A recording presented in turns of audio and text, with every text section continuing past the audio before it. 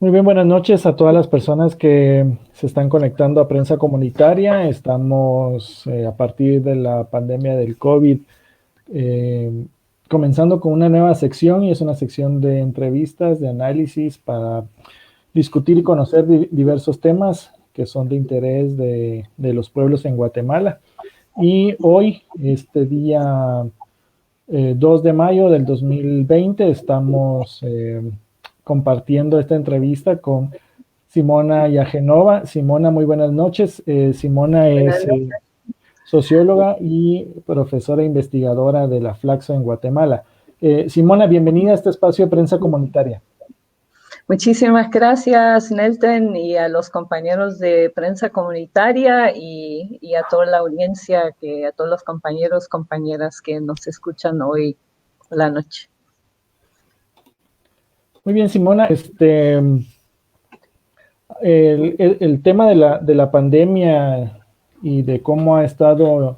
impactando y afectando al país, se ha estado hablando mucho sobre la actuación del Estado guatemalteco y sobre el tema también del sistema de salud, las deficiencias o no, los desaciertos o aciertos que han tenido enfrentando a este virus. Pero me gustaría que pudiéramos conversar más sobre el tema tú lo planteabas, de los rasgos de la crisis sistémica, de esa transición intrasistémica global que emerge a la par del COVID-19, que venía acompañando toda una crisis del modelo del sistema como tal. Sí, efectivamente. Yo y muchos otros colegas lo que planteamos es que COVID-19 interrumpe globalmente en un contexto y tiempo histórico de una profunda crisis y transición intrasistémica global. Y esto es importante situarlo, digamos, como parte del tiempo histórico global, porque nos permite de alguna manera problematizar en torno a cuáles son estos rasgos y causas de la crisis sistémica global y también problematizar en torno al impacto, por lo tanto, que las medidas derivadas de la inclusión, digamos, de este virus tendrán, digamos, globalmente. Eh, yo sí creo que podríamos decir que el estallido del COVID sí es uno de los acontecimientos históricos quizás más relevantes de las últimas décadas. Y esto es así precisamente porque lo que decía, digamos, ¿no? Es una crisis y transición intrasistémica que tiene múltiples variables, múltiples dimensiones, digamos, ¿no? Me parece que por un lado podemos hablar de una crisis sistémica global múltiple, que abarca tanto el tema, la crisis estructural y coyuntural del capitalismo como sistema hegemónico global, pero también podemos hablar de una crisis civilizatoria muy profunda, digamos, y podemos hablar también de una transición y crisis climática capitalogénico, digamos, ¿no? Eh, y una serie de crisis que se derivan de este contexto, que se expresan en el ámbito político, en el ámbito social, y etcétera, ¿verdad? Entonces hablamos de una crisis múltiple que estar interrelacionado dialécticamente, no son campos estancos, se condicionan, tienen un dinamismo enorme y se contagian entre sí, se potencian entre sí. Por otro lado, me parece que es importante decir que a nivel global, en el ámbito geoestratégico, sí asistimos a un contexto de una profunda disputa por el control y dominio de la humanidad, de la lucha de los bienes naturales y de los recursos estratégicos que tienen en el fondo una profunda disputa por la prolongación del capital como sistema hegemónico global. Y esta disputa, digamos que hoy algunos lo sitúan en el marco de esa lucha y tensión entre quienes aspiran al mundo unipolar, refiriéndose al imperio, por ejemplo, versus quienes abogan por un mundo multipolar, o podríamos situarlo entre como tres bloques, digamos, ¿no? Quienes están insertas en esa disputa, accionan en el ámbito de la disputa. Uno, indudablemente, es el gran capital, las grandes corporaciones, y su interés cada vez más evidente, me parece, de tratar de crear condiciones para un dominio y control planetario que no responde ni a los estados ni al derecho internacional y que tenga cada vez mayor autonomía, digamos, del... ¿Sí? Entonces, ahí hay una disputa por el dominio global, digamos. Y por otro lado tenemos el bloque norteamericano, el imperio, que indudablemente en esta etapa precisa busca preservar y robustecer su hegemonía global en un contexto de esta disputa y específicamente sobre nuestra patria grande, digamos. Y tenemos por otro lado a los actores como Rusia y China y otros, quienes sí explícitamente en sus doctrinas y en sus plataformas estratégicas abogan por un mundo multipolar basado más en una lógica de respeto al multilateralismo, la cooperación global, y pues a lo menos discursivamente abogan por la coexistencia pacífica entre los pueblos. Entonces, esa disputa, digamos, que se da en el marco de la crisis del capital y las otras crisis, adquiere entonces particular relevancia en ese tiempo histórico, y el COVID al mismo tiempo acentúa, digamos, esa disputa, y lo veremos desplegar seguramente en la época post-emergencia. Por otro lado, podemos ver que en este contexto una creciente, creciente despliegue, yo me atrevería a decir, en la mayoría de los continentes, pero específicamente lo hemos visto ahora en nuestra patria grande, América Latina y el Caribe, también en la parte de África, digamos que es la implementación de distintas modalidades de la guerra no convencional, y estamos hablando de modalidades cada vez más sofisticadas, por parte, digamos, más sofisticados de modalidades de guerra que tienen que ver con esta disputa, que tienen que ver con esta pretensión de controlar, de dominar, de interferir, y la implementación en este marco de estos mecanismos de espionaje global, creciente control de la ciudadanía global, la manipulación masiva de las masas por parte de los grandes capitales mediáticos que pretenden moldear percepciones y modificar prácticas políticas y culturales, sociopolíticas y culturales. Y ahí me parece importante poner sobre la mesa esa categoría, digamos, que plantea Shoshana Zuboff, del capitalismo de vigilancia. Y cuando uno ve su texto y la forma como va describiendo cómo opera el capitalismo de vigilancia como un mecanismo de moldear y forzar cambios en las conductas y percepciones humanas, y cuando eso lo vemos en paréntesis, cómo esto se ha aplicado ahora en el marco de la crisis, pues indudablemente nos enciende luces rojas, porque nos parece extremadamente preocupante lo que esto puede significar. Significa globalmente, pero lo que puede significar aún más en la época post-crisis. Entonces, este contexto, digamos, hay quienes rechazan tajantemente de que esto puede ser producto de un acto intencional. No soy experta ni viróloga ni científica en este ámbito, pero cuando uno va juntando las piezas del mosaico de todo lo que está pasando globalmente y la profundidad de la disputa por el dominio global, sería casi un acto de ingenuidad política no tomarlo en consideración como una posibilidad, ¿sí? más allá de esto, yo sí creo que hay otro elemento que de igual manera me parece que tiene que ver con, que puede ser la causa, digamos, y eso tiene que ver con la transición y el cambio climático capitalogénico, digamos, ¿no? Lo que hemos visto indudablemente, y bueno, la Comisión de Expertas en términos de cambio climático cada vez es más contundente en indicarnos lo dramático que va a ser esto si no hay cambios en el sistema económico global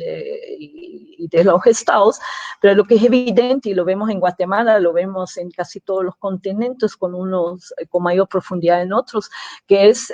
la pérdida y la destrucción de los ecosistemas, la pérdida creciente de la biodiversidad, la creciente extinción de especies. Los últimos informes de los expertos internacionales son muy claros, y obviamente todo el tema del agua, ¿no? O sea, la profunda alteración de los ciclos hídricos causado por este sistema, de acumulación de despojo y destrucción de la vida. Y todo esto ha generado indudablemente un caldo de cultivo muy favorable para las mutaciones tanto virales como bacteriológicas, ¿no? Y esto indudablemente tiene profundas implicaciones en la salud humana y que afectan particularmente a aquellos grupos humanos con enorme vulnerabilidad social, marginación, exclusión histórica, y obviamente también los nuevos empobrecidos y marginados por la dinámica destructiva del capital. Entonces, y ahí vale la pena introducir otro elemento, digamos, muchos hablan del COVID, muchos hablan de la crisis, han sido realmente dramáticas las voces de los trabajadores globales que laboran en el ámbito de la salud pública o salud privada. Pero lo que es evidente, me parece, en este momento es que las políticas neoliberales, digamos, que nuestro planeta casi en su conjunto ha padecido en los últimos 40 años, que tenían precisamente la intención de privatizar el Estado y las políticas sociales, digamos, para favorecer, digamos, a las grandes corporaciones farmacéuticas, que vale decirlo, son los que más dinero van a hacer en esta coyuntura, y las aseguradoras financieras, igual como, digamos, abrió un mercado altamente lucrativo, digamos, para las prácticas de salud privada. Y todo esto que se generalizó y se globalizó y pasó de la misma manera en Italia, en el norte de Italia, como en España, como en América Latina, como en Guatemala, como en Estados Unidos, digamos ha indudablemente evidenciado como el neoliberalismo, digamos, y su impacto sobre el Estado, la política social, excluyó, digamos, a millones de seres humanos del derecho humano a la salud, y al mismo tiempo evidenció cómo el Estado se desentendió, ¿sí? O pasó al sector privado, digamos, y debilitó las políticas de protección social, ¿verdad? Y por lo tanto, la mayoría de los estados en el mundo, y sobre todo quienes hasta el día de hoy han sido gobernados por gobiernos de derecha y por estas élites muy que coinciden, digamos, con este mundo del capital y su visión del Estado, los seres humanos y la naturaleza, pues indudablemente hoy lo que vemos es que los estados no estaban preparados para proteger a su ciudadanía, que es su obligación máxima, digamos, del impacto que generó en materia de salud y protección social el COVID. Entonces, entonces yo creo que estos son como estos 4 décadas de políticas neoliberales que obviamente, y lo vemos en Guatemala y podemos regresar a esto cuando hablamos del país, pero digamos que son como claves, digamos, para entender lo que estamos viviendo hoy, ¿no? Por otro lado, indudablemente hay sobre todo las narrativas hegemónicas de los medios globales, que obviamente son financiados en gran medida por el gran capital y todo esto, por todo este tejido que se creó a lo largo de las últimas décadas, digamos, quiere como imponer una narrativa hegemónica que el responsable es el COVID. digamos. Entonces yo creo que tenemos que romper esa narrativa y cuestionar esa narrativa, porque ningún virus es responsable por todo lo que estamos viviendo, digamos. Sino que, y sobre todo viéndolo en términos de política económica, porque hay una narrativa que dice, bueno, el COVID es el responsable, digamos, del desempleo y que la gente está, que la economía está cerrada y qué sé yo, digamos. Entonces, entonces una afirmación, yo creo que COVID no es el responsable de la crisis económica que se desplegó a raíz de las medidas que fueron tomadas casi globalmente por los estados en supuesta prevención, digamos, para evitar y expandir el contagio, digamos, ¿no? El capital, como decíamos, ya venía en una profunda crisis estructural y coyuntural, digamos, propio del modelo de acumulación, digamos, y muchos colegas, digamos, economistas globales, expertos, lo venían advirtiendo desde hace mucho tiempo. Ahí el colega Wayne Dirksen, digamos, por ejemplo, habla que hoy por hoy a nivel del capitalismo estamos hablando de una profunda, en el marco de esta crisis, que estamos viviendo hoy, una crisis de la racionalidad capitalista que se expresa a nivel mundial, y él prevé que estamos entrando en un ciclo de una gran depresión global que va a durar años. Otros analistas han planteado, digamos, como Katz, etcétera, digamos que la causa de la crisis en términos generales tiene que ver precisamente con las tensiones que ha habido en el sistema económico global, digamos, entre la financiarización y la superproducción, que ha generado enormes desequilibrios, digamos, que se fueron acumulando, y ahí obviamente todo el tema del rol de las bolsas, las burbujas, el capital especulativo, digamos, y su progresivo alejamiento, digamos, del capital de la economía real, digamos, ¿no? Y la crisis, de hecho, se veía, las señales de la crisis, digamos, en los últimos 2 años se venían dando ya 2018 y 2019 con caídas de la bolsa y con esa estrategia muy perversa de los grandes accionistas, digamos, de las bolsas, que para mantener cierta estabilidad en las bolsas, lo que vienen haciendo de manera creciente, sobre todo a partir del 2016, es comprando masivamente sus propias acciones, ¿sí? Para mantener cierta estabilidad en las bolsas y seguirse enriqueciendo de esta manera fraudulenta como han venido operando, ¿no?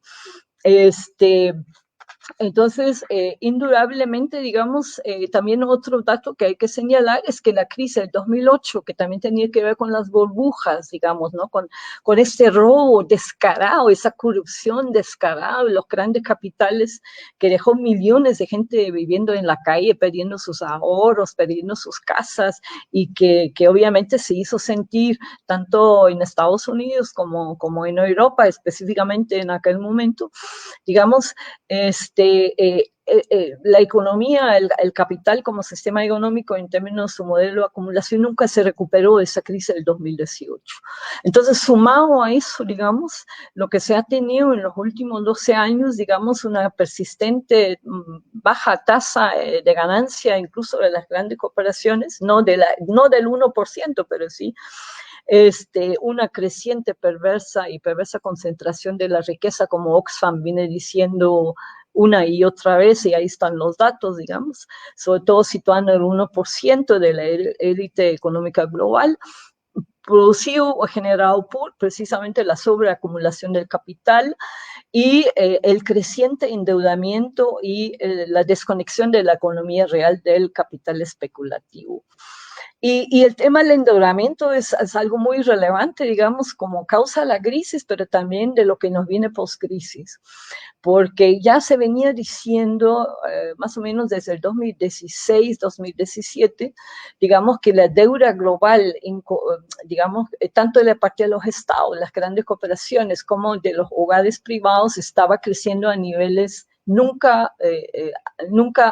visto en la historia, digamos. Entonces,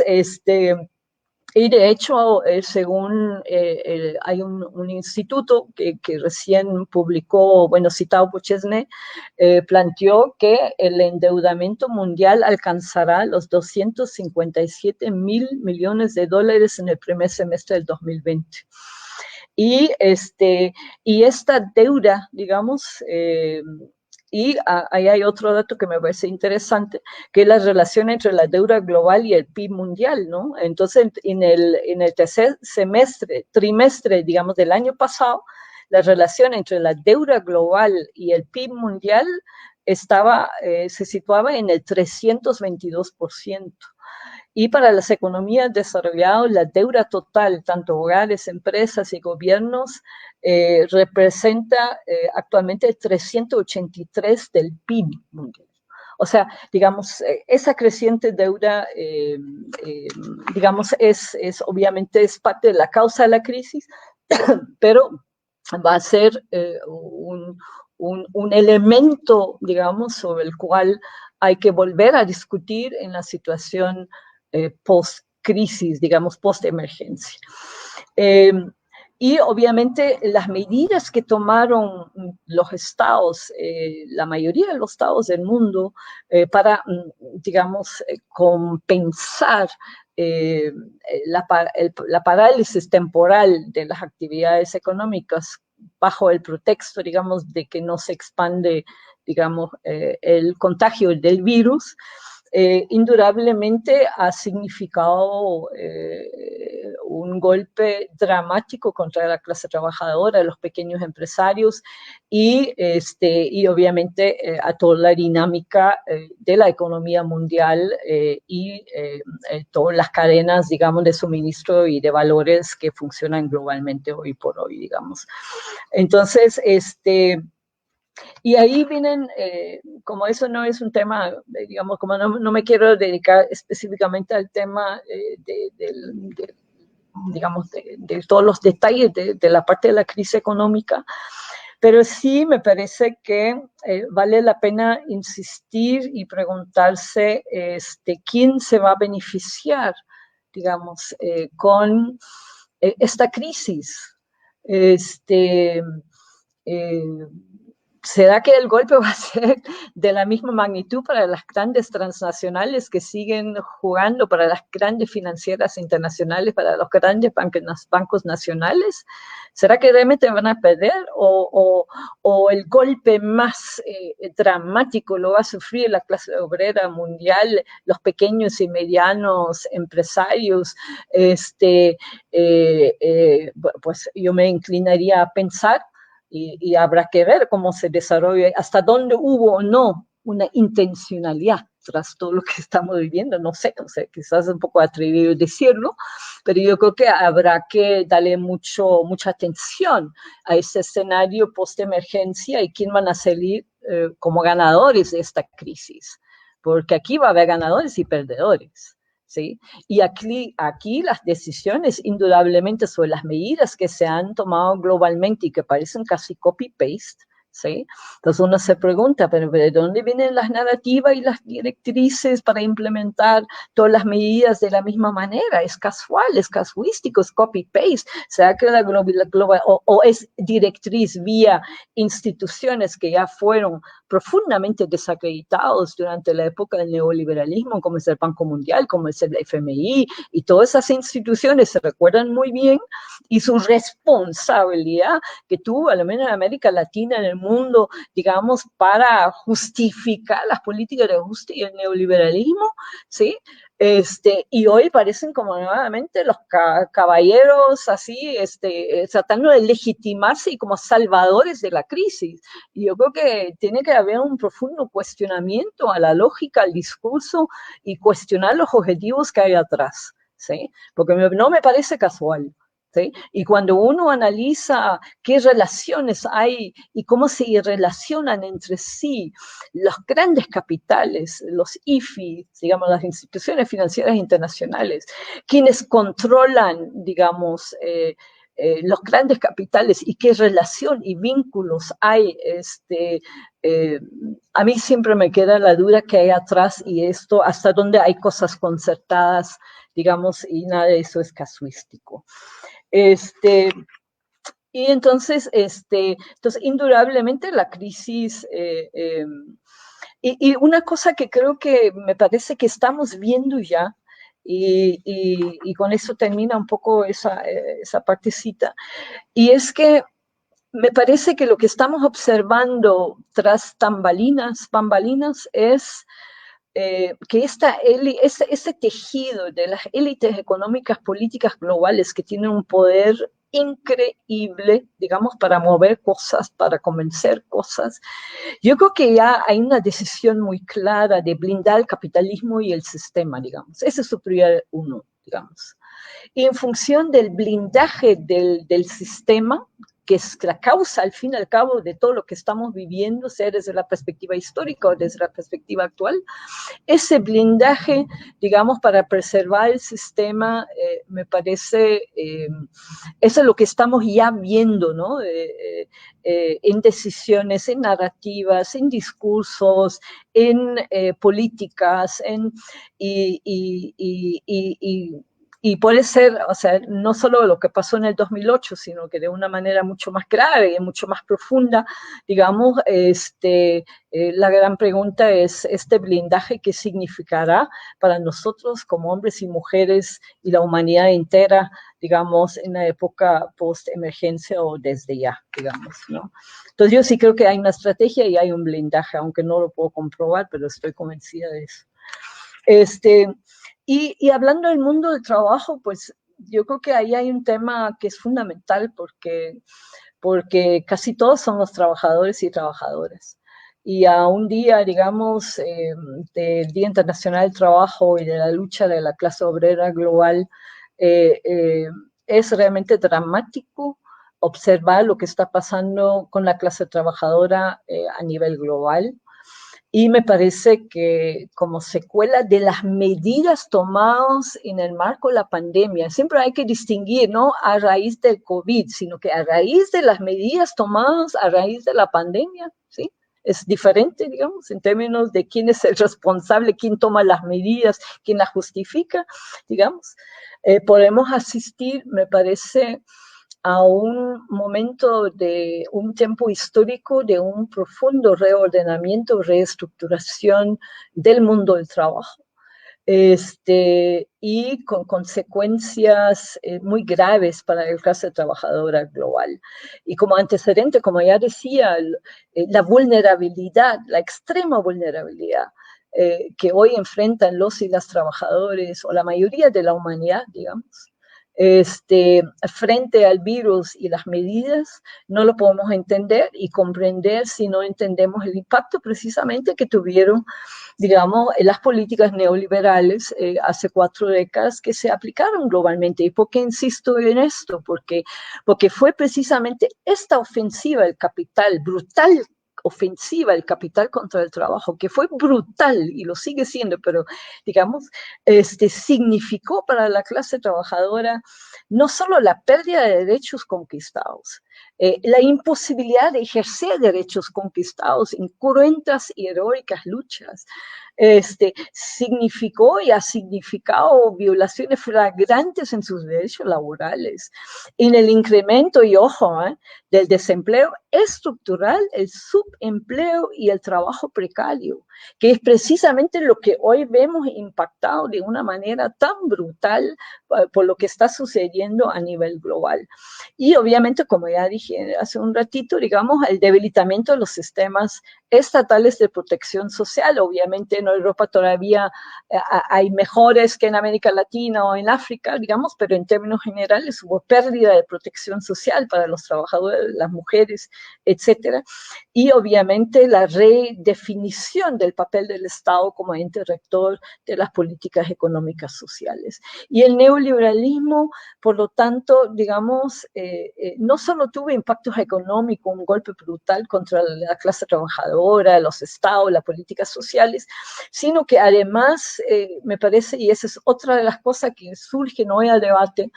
desestructuró y impactó profundamente sobre las sociedades y sobre el tejido social, digamos, ¿no? Y los niveles de violencia, criminalidad,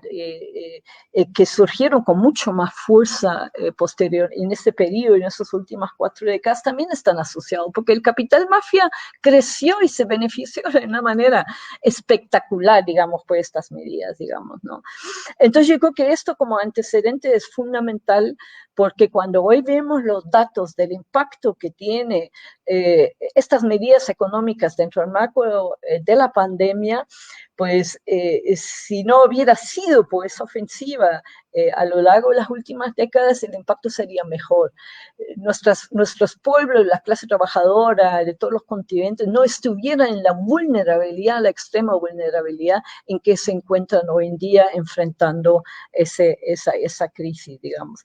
Pero lo interesante es que incluso cuando vemos los informes de la OIT, a pesar de que la OIT es tripartita, digamos, ¿no? Pero incluso en el informe de la OIT del 2018 y 2019, muy antes de esa crisis, ¿sí? Ya hablaba, digamos, y daba citas que donde uno decía, bueno, pues ese es el capitalismo, al fin, esa es su lógica, esa es su naturaleza, digamos, ¿no? Pero ya hablaba del 45% de la población joven a nivel mundial no tenía trabajo, o si trabajaba seguía viviendo en el mismo niveles de pobreza. Entonces, y por otro lado, el tema de los esclavos, 40 millones de personas que estaban ya como trabajando en una situación de esclavitud, 172 millones de personas desempleadas. Estoy hablando del 2016-2017. Entonces, la crisis acumulada y la ofensiva permanente del capital contra el mundo del trabajo, que nunca paró. En algunos países quizás se contuvo por cambios políticos, por cambios de gobierno, pero en términos globales se ha mantenido. Entonces, esto significa indudablemente que esta crisis hoy por hoy, digamos, impacta y profundiza. Y ya hay informes de la OIT, hay un observatorio de la OIT que está dando seguimiento precisamente, digamos, al impacto de las medidas económicas que se toman a raíz de la pandemia. Y según datos de la primera semana de abril de este mes, digamos, ellos hablan de la paralización parcial o total de las actividades económicas, afecta a 2.700 millones de trabajadores, o sea, el 81% de la fuerza de trabajo a nivel global ha sido impactado de una y otra manera. Y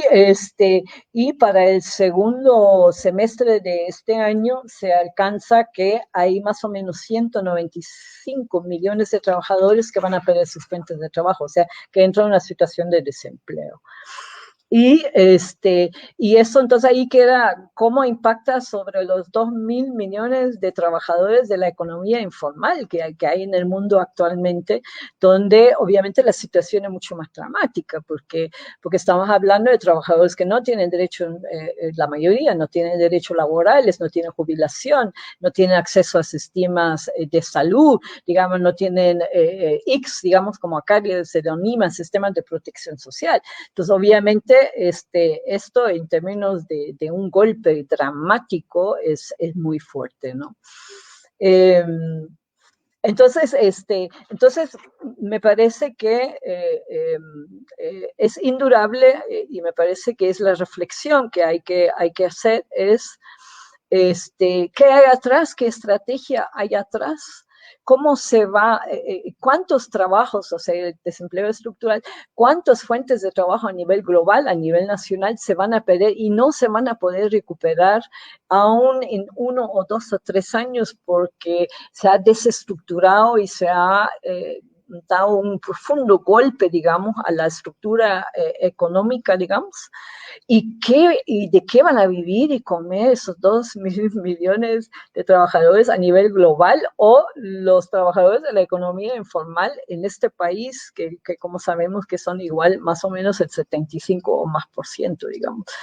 Y ahí tenemos una serie de secuelas que nos hablan indudablemente sobre la clase obrera global, pero también nacional, esta crisis generada, el impacto es profundo y duradera, digamos. Y yo creo que el mundo del trabajo está siendo sacudida estructuralmente y esta crisis, lo que viene en la postemergencia, va a tener profundos impactos sobre el trabajo como mecanismo de ascenso e inserción social, sobre la configuración de las identidades de la clase trabajadora, sobre el tema de las tendencias migratorias y las remesas, ni hablar, porque como ya saben, a nivel global, los ingresos por remesas más o menos actualmente se han reducido un 30%. En Guatemala se calcula lo mismo, más o menos el 20 y 30% menos de remesas ingresan al país, pero también va a impactar profundamente a las prácticas sociopolíticas, formatos organizativas y mecanismos de lucha de la clase trabajadora a nivel global. O sea, la crisis, digamos, las crisis abren oportunidades y cierran oportunidades, pero al fin y al cabo me parece que ahí vamos, el tema de cómo van a hacer esos grandes capitales, digamos, para imponer verticalmente el tema de la informatización y digitalización del trabajo, dejando excluido, digamos, del mercado laboral y dejando excluidos a la posibilidad de incorporarse a los mercados laborales a la enorme mayoría, digamos, sobre todo en países como los nuestros, digamos, donde no hay posibilidad por los bajos niveles de educación o por ¿cómo se llama?, por el escaso, por falta de acceso tecnológico para poder competir en este plano, digamos, ¿no? Entonces, en resumen, estamos hablando de mayor empobrecimiento, estamos hablando de niveles de desigualdad que van a crecer a unas cifras dramáticas, estamos hablando de una profunda vulneración de derechos humanos, derechos económicos, sociales, de hombres y mujeres trabajadores, y las mujeres van a salir especialmente impactadas. De las crisis económicas, las primeras que siempre salen impactadas negativamente son las mujeres y los jóvenes. Y entonces no es una crisis coyuntural, y yo creo que en la medida que avanzan los días, el panorama, no solo sobre las secuelas globales, sino que sobre lo que hay atrás, lo vamos a ir visualizando más. Y por último, digamos, en el ámbito global, yo creo que es una tendencia que ya podemos percibir a nivel nacional también, que tiene que ver con en el marco de las crisis sistémicas y sobre todo, digamos, esa crisis de shock, digamos, como lo ha planteado Naomi Klein, el capitalismo del desastre, el capitalismo del shock, digamos, que también es lo que estamos viviendo. Es indudable que va a haber profundas presiones aún más a la lucha por la democracia, el respeto a los derechos, y vamos a ver profundas crisis en los sistemas políticos y posibles profundos retrocesos en los sistemas políticos democráticos, los escasos y pocos que aún existen globalmente. Pues más o menos algunas cosas a nivel, digamos, global. Bien, Simona, un poco para poner en contexto a las personas que se han ido sumando a esta entrevista, Simona nos hizo un análisis de la crisis del sistema y esa transición intersistémica de los capitales a nivel global y los impactos que a nivel global se están visualizando, los que ya se están dejando ver y están impactando de forma directa en los países. Un ejemplo de eso es la caída del precio del petróleo, por ejemplo, y cómo en esa geopolítica de control de los bienes energéticos o los recursos energéticos. Vimos escenas como la movilización de tropas hacia las costas de Venezuela y la presión que genera alrededor de los países mismos de Sudamérica, alineados con los intereses de los Estados Unidos. Y cuando hablamos de estos desajustes o enfrentamientos entre capitales globales y la disputa de recursos energéticos, me viene inmediatamente la idea, todo ese mercado y toda esa industria armamentística que busca siempre cómo ubicarse a partir de desenlaces de guerra para obtener finalmente el control de grandes extensiones o zonas o regiones.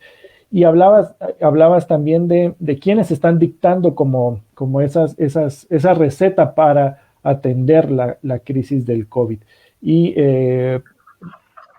prácticamente la respuesta la podemos encontrar también de manera muy sencilla de cómo el gobierno de Guatemala atendió la llegada del COVID. Y vemos fondos millonarios en el Congreso de la República aprobados con endeudamiento de esos grandes capitales que financian la deuda de los países y precisamente vamos a tener consecuencias muy severas de ese endeudamiento millonario, de los primeros fondos millonarios que el Congreso de la República aprobó y que en la traducción de todo ese dinero aprobado es que estamos viendo un sector empresarial que está haciendo cualquier cosa para evitar que la población o la mayoría de las personas en este país puedan tener algún tipo de recurso o herramienta para poder enfrentar esta crisis. El decreto 15-2020, que acabamos de ver esas escenas de un presidente rechazando la moratoria de la deuda que ahorita en estos días va a empezar a cobrar resultados muy nefastos para la economía básica de la población, y es que prácticamente no se va a tener para pagar luz, agua y pagar el agua, y aquí un recurso natural imprescindible. En muchísimos lugares de la ciudad capital, por ejemplo, de las ciudades departamentales, el agua no llega, pero la gente tiene que seguir pagando un recurso porque si se lo cortan, después no van a poder tener acceso a si algún día el agua va a volver a llegar a sus casas. Y estamos viendo que se viene también una disputa global por el agua. Y lo vemos traducido en los megaproyectos en este país, que son prácticamente esa alianza con capitales transnacionales y los capitales nacionales para poderse beneficiar de más riqueza a partir de los recursos y los bienes de la población. Hablabas de esos capitales mafia, y vemos que el tema de la corrupción y la impunidad en Guatemala pareciera ser la herramienta idónea ahora, después del esfuerzo saliente de una comisión contra la impunidad, de los procesos que fueron avanzando contra estructuras de corrupción y criminales. Pareciera que ahora es como la herramienta ideal que podría ir o va a ir de la mano con un gobierno que nos da luces que con crisis ahora, pero previo a la crisis, le estaba apostando a continuar utilizando al Estado, reducir el Estado, seguir reduciendo al Estado lo poco que queda del Estado en función de garantizar la corrupción y garantizar, sostener los negocios del empresariado, de esa oligarquía nacional. Y los ejemplos, por ejemplo, de la compra de las mascarillas en el Ministerio de Salud son bastante claras. No se ha podido comprar un solo lote de mascarillas porque todo lo han ido planteando de la manera más fraudulenta posible. Y con eso, con esas ideas, se me viene ahora a la mente cuál va a ser el escenario a corto y mediano plazo en Guatemala con todo ese reacomodo de la crisis global. ¿Cuáles van a ser esos escenarios que vamos a ver? Llevamos 102 días, 100 y algo días de gobierno, y prácticamente, como lo planteabas, este gobierno se ha planteado sobre la base de de una ley antidemocrática que es la ley de orden público. Prácticamente nos han estado gobernando con una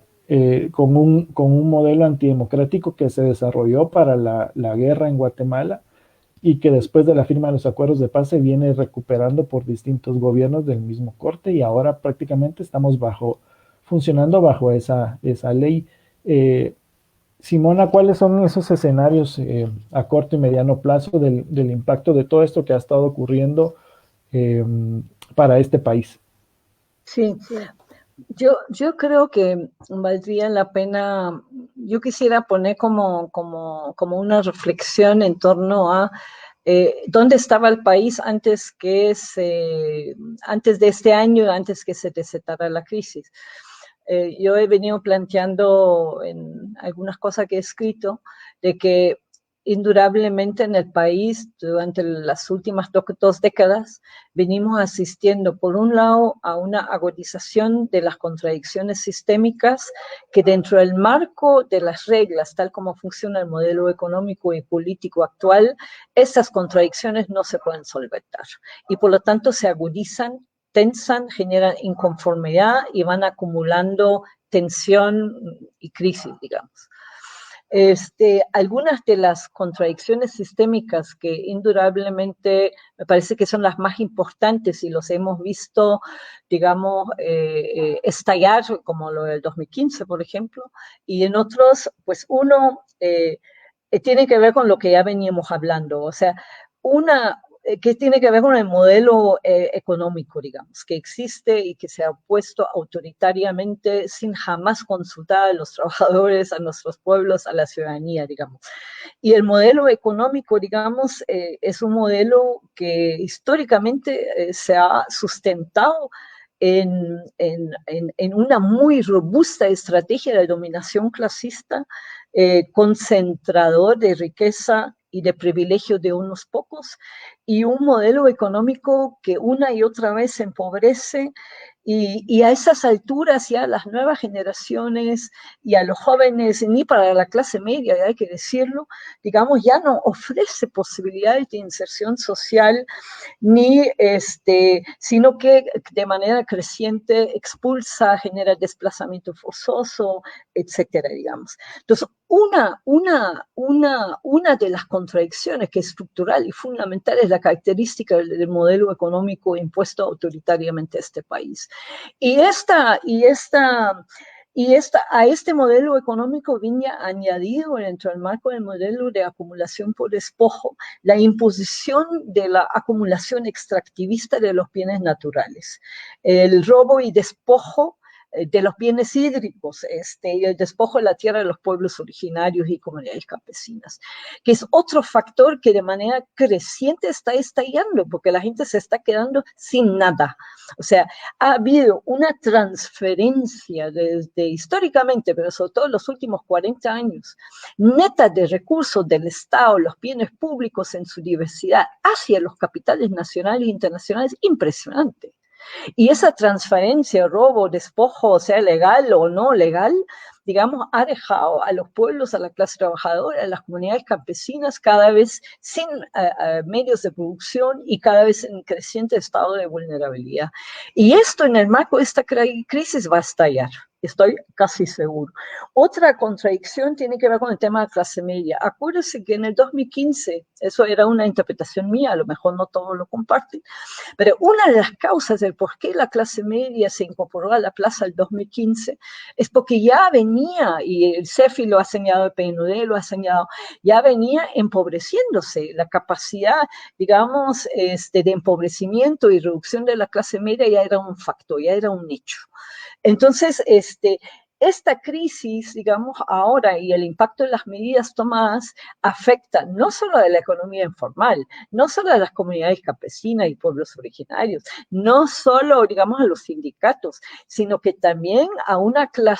la clase media que hoy está entre los más golpeado sobre todo aquellos sectores de la clase media que hoy no tienen un trabajo formal estatal en el sector, digamos, en el Estado, y aquellos sectores jóvenes de la clase media que se compraron esa narrativa del emprendurismo, ¿no? El autoemprendimiento como forma de sobrevivencia y de, sí, que hoy en esta crisis, pues obviamente es clarísimo, digamos, que ahí atrás hay fantasía y tiene enormes límites en tiempos de crisis. Entonces la clase media, digamos, me parece es una fuerza política potencial y una fuerza económica que ya venía acumulando descontentos, y me parece que vamos a ver más de esa respuesta de la clase media dentro del marco de esas contradicciones sistémicas. Lo de la penetración de los capitales mafias es una contradicción sistema porque distorsiona totalmente el sistema político y económico de este país y genera poderes territoriales autoritarios, violentos, digamos, y operan para las grandes transnacionales y para los bancos. O sea, el capital mafia y el papel que juega aquí es una contradicción porque afecta la democracia, afecta el desempeño normal de las reglas económicas, pero además se constituye un poder perverso que venía ya creciendo, lo venimos viendo en los últimos 20 años, es más evidente que nunca a raíz de los informes de la CICIG y todos sus derivados. Pero claro, en esta coyuntura, digamos, la gran pregunta es cuando la gente no tiene que comer, ¿quién se va a beneficiar del narco? O sea, ¿qué papel va a jugar el narco ahora en los territorios ante la situación de hambruna, ante el tema, digamos, de la crisis? La corrupción, y obviamente eso es parte. Y yo creo que hay un tema fundamental que tiene que ver con el tema del el permanente muro o cerco, como yo lo he denominado en la publicación reciente, digamos, al proceso de democratización de este país. Y este permanente cerco que ha impedido que las demandas y luchas democratizadoras por parte de las izquierdas, los jóvenes, los movimientos populares, las mujeres, los pueblos originarios, realmente pudieran madurarse, crecer y impulsar las tan necesarias transformaciones que este país necesita. Y este cerco, digamos, estas crisis reiteradas que hemos vivido y que tal, va a ser en esta coyuntura post-emergencia, creo que nuevamente sale a la palestra, porque lo que se ha evidenciado globalmente y también a nivel nacional, que la clase dominante no tiene apetito a dialogar y ceder. ¿Sí? Entonces, ni a nivel de diálogo social para discutir las medidas con, sea, los sindicatos en las tripartitas o con el movimiento campesino, o con las mujeres, o con la academia, o sea, no hay apertura para entender que ese diálogo nacional, esa crisis es tan profunda que requiere la participación activa de la ciudadanía guatemalteca en su diversidad, y tiene que consensuarse una ruta que nos permite recuperar democracia, nos permite recuperar una vía de modificación sustancial del sistema económico, digamos, porque ya no da para más, y que nos permite redefinir las reglas, digamos, del juego de la convivencia ciudadana y la relación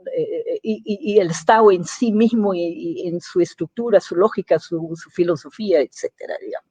Entonces, en resumen, lo que yo preveo, digamos, estas contradicciones sistémicas, hay otras, se van a agudizar. Y eso va a trasladarse y muy probablemente en crisis política. ¿Sí? Y conflictividad social, o como algunos lo quieren denominar, digamos, gobernabilidad, o una mayor ingobernabilidad. A mí ese concepto no me gusta, pero digamos, conflicto y protestas sociales. Y entonces va a haber una consecuencia política, digamos. Y eso no es solo aquí, va a ser en muchos países, en muchos estados, porque no es, pero en este particularmente, con una oligarquía tan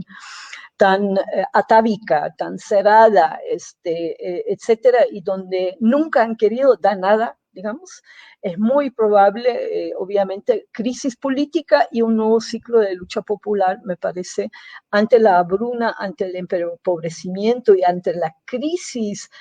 social y económica que de hecho ya comenzó. Y esto me parece, el ICEFI acaba de publicar, les recomiendo que lean sus informes en la página del ICEFI, y realmente los datos son terribles. O sea, los compañeros de ICEFI lo que han planteado es que más o menos por el paro, que solo en términos del 20% de las remesas que se están perdiendo, significa que 96,000 personas hoy se suman más a las estadísticas de pobreza y extrema pobreza, que por todo el tema del ralentamiento o parálisis de una buena parte de la economía nacional, hay 315,000 personas más que se van a sumar a los datos de pobreza y extrema pobreza. Etcétera. O sea, realmente es dramático, y es dramático precisamente porque es histórico, y yo creo que nuestros pueblos han hecho todo lo que han podido para encontrar vías y estrategias de sobrevivencia para no morirse de hambre. Y precisamente el tema de las migraciones, desplazamiento forzoso, las remesas y las múltiples estrategias de sobrevivencia familiar que los pueblos, las comunidades han implementado para poder ansiar dar una mejor vida a sus hijos y hijas, digamos, nuevamente se topa contra un muro, una pared, los tira nuevamente para atrás, los empobrece nuevamente, y es realmente dramático y va a impactar a una generación entera. Entonces, tiene impactos políticos, económicos, y va a tener impactos en términos de un nuevo ciclo que yo sí creo que vamos a ver, de lucha popular de las fuerzas democráticas de izquierdas, con nuevos actores, con nuevas demandas y otras demandas históricas que nunca fueron atendidas. Yo sí creo que en este nuevo ciclo de lucha popular vamos a ver, acuérdense que hubo como 2 ciclos de lucha, y con eso casi ya termino, previas, que fueron de mucha relevancia, que fue por un lado la lucha por los acuerdos de paz y la lucha contra la política de ajuste estructural y el neoliberalismo en su primera etapa, donde el movimiento sindical fue tan importante, entre otros. La segunda etapa, que era todo el periodo post firma de la paz, digamos, donde el movimiento campesino, los pueblos indígenas, las mujeres jugaron un papel tan importante. Y a partir del 2003, cuando ya lo de la Agenda de la Paz se fue desdibujando, vimos emerger un nuevo ciclo de lucha popular con importantes segmentos incorporándose a la lucha en contra del modelo de acumulación por despojo, las comunidades en resistencia frente al extractivismo, los pueblos originarios, las mujeres, etcétera, digamos. Entonces, yo creo que hoy por hoy, digamos, este nuevo ciclo puede ser que tenga nuevos actores, como por ejemplo los sectores urbanos populares marginalizadas, que históricamente han sido muy cooptados por los estados y las élites, vía partidos, vía políticas de entrega y asistencialismo, porque saben lo explosivo que pueden ser cuando realmente llegan al límite, y por eso vemos desplegar ahí mucha plata. Y el otro es esa clase media que está como traumatizada ahora, digamos, y que está igual topando, digamos, con deudas crecientes, y que no va a saber cómo hacerlo, ¿no? Más las otras fuerzas. Entonces yo creo que es un nuevo ciclo de lucha popular donde van a emerger demandas históricas. De hecho, el Frente Campesino, digamos, que se ha anunciado con una plataforma, el movimiento sindical está tratando de hacer planteamientos, y así sucesivamente todos los sectores, todos los movimientos. Entonces yo sí creo que ahí vamos a ver este nuevo ciclo, y ahí constituye, pues tenemos todos retos, ¿no? De aportar a rescatar, digamos, no rescatar la democracia, sino que encontrar una nueva ruta que nos permite pensar un nuevo sistema económico, reconquistar un pacto político común entre los empobrecidos, los movimientos, los pueblos, de cara a reconquistar un sistema político democrático con justicia social, con otras reglas, otras lógicas. no la democracia liberal representativa, pues, sino que un proceso democrático, digamos, que amplía poder popular, un proceso democrático que parte de prácticas sociopolíticas no patriarcales, sino que inclusivos, profundamente participativos, y que se nutre de toda esta resistencia histórica en las trincheras de lucha de nuestros pueblos, de las mujeres, de los trabajadores, los campesinos, quienes vienen desde hace mucho tiempo pensando, creando pensamiento crítico y soñando con un país que es otro que este, ¿verdad? Entonces yo creo que tenemos nuevas oportunidades y eso es lo que yo veo a corto plazo. Simona, a partir de lo que planteaste, yo estaba, creo que se recuperan varias cosas importantes y es toda la movilización en defensa de los bienes naturales, tierra, territorio. Prácticamente estamos entrando en las primeras etapas de la pandemia en Guatemala, pero varios analistas están previendo que va a venir una etapa de crisis alimentaria. En un país que desde hace muchísimos años viene diciendo que se encuentra en una crisis alimentaria, y esto va a generar una crisis mucho más profunda con el tema de los alimentos, siendo un productor de alimentos. Y eso tiene que ver muchísimo con la relación de la tierra y la posesión de la tierra y quienes siguen concentrando grandes cantidades de tierra. Durante el estado de calamidad que lleva esta pandemia, durante los toques de queda, es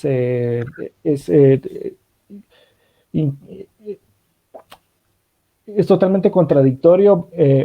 recibir las noticias de que van un convoy de 10 buses trasladando jornaleros desde la costa sur hacia occidente, por ejemplo, en distintos departamentos, en distintas rutas. Las deportaciones masivas que está haciendo los Estados Unidos, que ahora las están disfrazando de retornos humanitarios.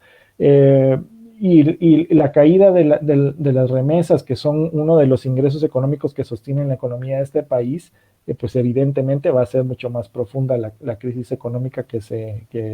avecina. Tenemos un sector de maquila, el sector de las empresas de call center, las grandes plantaciones que tienen a miles de trabajadores contratados con salarios que ni siquiera se les reconoce el salario mínimo, menos otro tipo de derechos laborales o acceso a la salud o a otros derechos que todavía se garantizan en el sector público a otro sector de trabajadores, y que pareciera que es como el objetivo inmediato de este gobierno y el sector empresarial, terminar de desarticular esa protección social que queda y que es un legado desde la Revolución Democrática del 44. Y en ese sentido también como el tema del agua en medio de esta pandemia en las zonas urbanas. Y nosotros hemos estado monitoreando la crisis del agua en la ciudad capital, por ejemplo, y estamos viendo, pues la gente ha tenido que estar quedada en cuarentena, encerrada en sus hogares, sin agua y sin el líquido que les permitiría enfrentar de mejor manera por el tema de todas las medidas para contener este virus, y prácticamente no las tienen. O sea, el gobierno ha insistido muchísimo en que una de las formas de evitar el contagio es lávese las manos durante 20 minutos y de manera constante. Y pues la gente prácticamente no tiene el agua para tomar este tipo de medidas y tiene que gastar para tener agua para el consumo. Hoy conversaba con un representante de la zona 18 y él decía, uno de los sectores de la zona 18, las banderas blancas están apareciendo en muchísimos hogares. y estamos hablando de áreas mayoritariamente pobladas, zonas periferias de la ciudad que se fueron configurando durante las migraciones hacia la ciudad capital por muchos años, donde se concentra la mayor cantidad de gente trabajadora. Y no están pudiendo salir a trabajar, no, se están quedando sin alimentos, y el famoso programa de alimentos que anunció el gobierno, por lo menos en ese sector, llegó a pocas casas y ya no volvieron. Y lo entregaron durante la Semana Santa. Estamos hablando de que y lo planteaba este dirigente de la zona 18 y decía, bueno, si nos quedamos sin alimento, vamos a tener que salir a buscar el alimento. Entonces, creo que vamos a presenciar movilizaciones quizás muy fuertes, y es en función de la vida, de ese discurso de salir a defender la vida. Y en ese sentido lo veía hace pocos años con un movimiento fuerte de los países en Sudamérica planteando alternativas al mercado. El ALBA, el Mercosur como alternativas para enfrentar esa hegemonía en nuestro continente, pero esas alternativas están como ausentes ahora. Y frente a eso, también para Guatemala, ¿cómo construir una alternativa que nos permita también hacerle frente? Uno, para fortalecer el Estado, para recuperar el Estado, por ejemplo, para ir desplazando del control político del Estado a esas mafias, a esos grupos que lo cooptan. Porque al final esto desnuda que este Estado en su mínima expresión y cooptado, pues no le garantiza absolutamente nada a nadie, al contrario. Entonces, creo que para ir finalizando, Simona, si tuvieras un mensaje final para esta conversación que tuvimos. Sí, a mí me parece que indudablemente ha habido muchos aprendizajes y debates en nuestra patria grande, digamos, a raíz del ciclo, digamos, a raíz del 99, digamos, ¿no? Con ese ciclo progresista, con el tema de la revolución bolivariana, la emergencia de ALBA, etcétera, digamos. Y a nivel internacional, pues, en el marco, digamos, todo lo que surgió en los 90s y principios del 2000 y adelante, digamos, ese movimiento internacional contra las estructuras económicas como la OMC, como el FMI. Ahí hubo luchas y articulaciones muy interesantes que luego cayeron, digamos, se debilitaron, y que hoy por hoy a nivel internacional hay esfuerzos para tratar de rearticular, digamos, las luchas desde lo local, lo nacional, lo regional y lo global. En torno digamos, y concatenar estas luchas, que no es fácil, articular lo global con lo local, digamos, o lo local, como algunos lo llaman ahora, digamos. Pero ahí hay un desafío, y en torno a eso muchas articulaciones internacionales de mujeres, trabajadores, etcétera, campesinos de izquierdas están trabajando, digamos, para ver si en esta nueva etapa se logra avanzar en este ámbito. ¿Por qué eso? Porque señalo lo global, porque al fin y al cabo lo que sí hemos aprendido, me parece que en los últimos 20, 30 años, que lo nacional es insuficiente, y la acumulación de fuerza en el plano nacional no es suficiente para poder enfrentar, digamos, el sistema en sí y impulsar transformaciones más integrales, más holísticas, más estructurales. Y lo hemos visto precisamente a raíz de lo que hemos visto en la patria grande, y esa ofensiva, digamos, de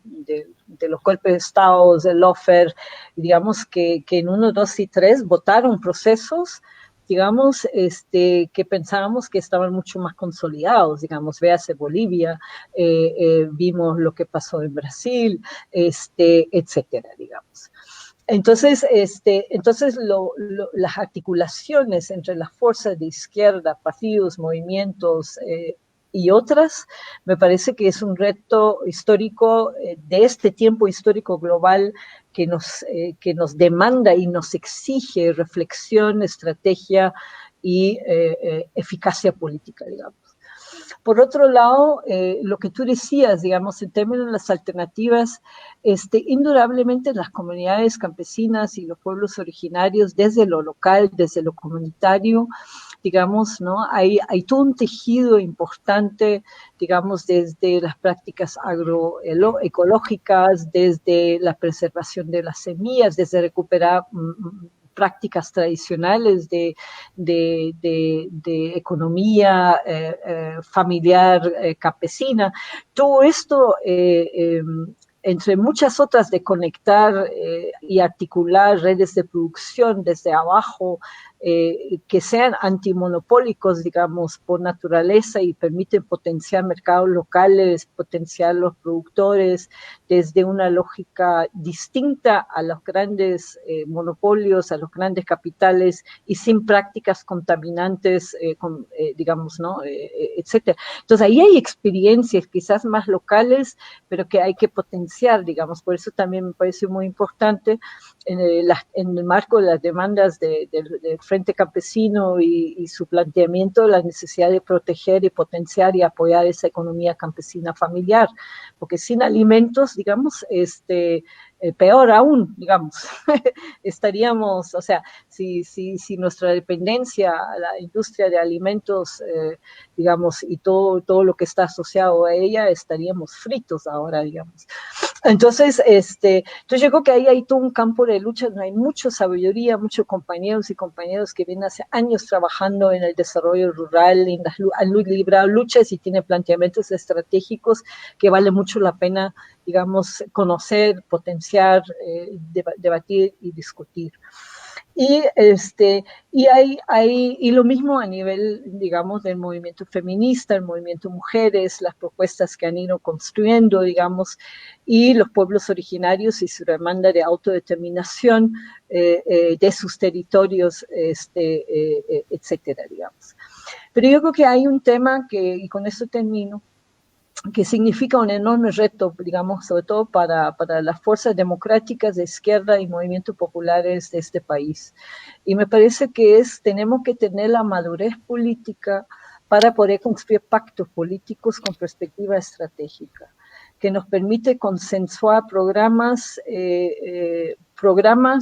comunes, articulados, que reúnen lo sectorial, pero al mismo tiempo permiten abordar y darle solución eventual a lo estructural, y al mismo tiempo permiten acumular fuerza popular, enorme fortaleza ideológica política contra el sistema de dominación ideológico, digamos. Yo creo que esto de la maduración de las fuerzas para pactos políticos nacionales desde las izquierdas, desde abajo, desde las comunidades, desde los pueblos,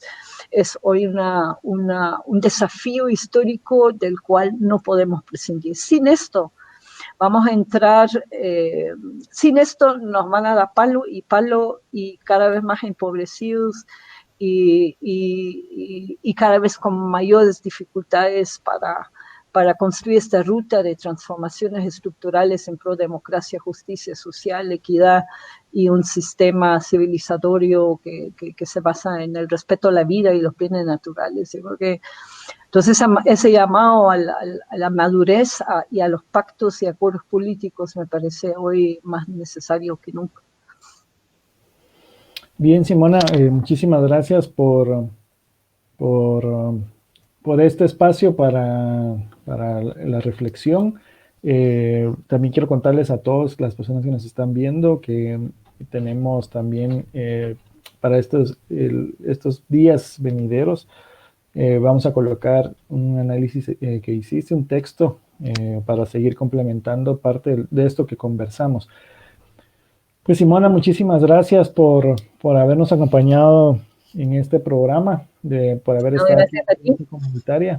Y la invitación sigue abierta, nos vamos a encontrar en los próximos días para seguir profundizando con las dinámicas que obviamente en estos días van a estarse modificando en el mundo y que van a estar incidiendo en este lado de nuestro territorio. Y que bueno, seguimos con la incertidumbre de datos mucho más verídicos de los que anuncia en cada cadena Yamatei, pero